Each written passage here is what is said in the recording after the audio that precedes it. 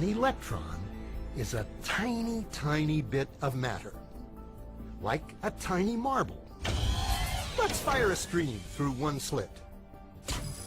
It behaves just like the marble, a single band.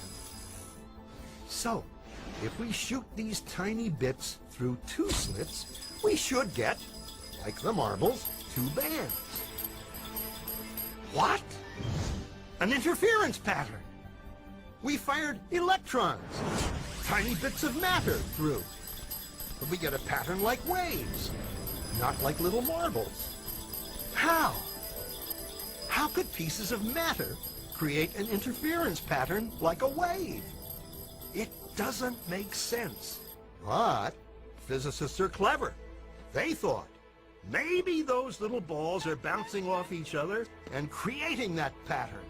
So, they tried to shoot electrons through one at a time.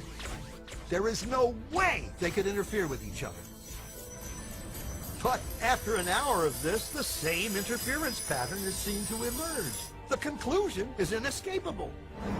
The single electron leaves as a particle, becomes a wave of potentials, goes through both slits, and interferes with itself to hit the wall like a particle.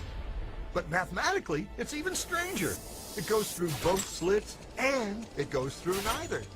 And it goes through just one, and it goes through just the other.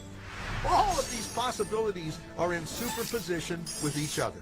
But physicists were completely baffled by this.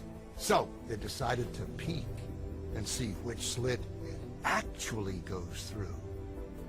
They put a measuring device by one slit to see which one it went through and let it fly.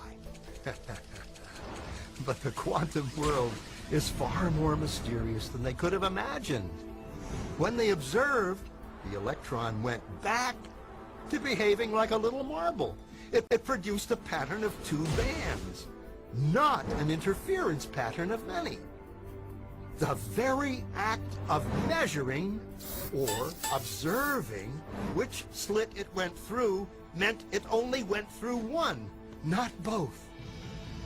The electron decided to act differently, as though it was aware it was being watched.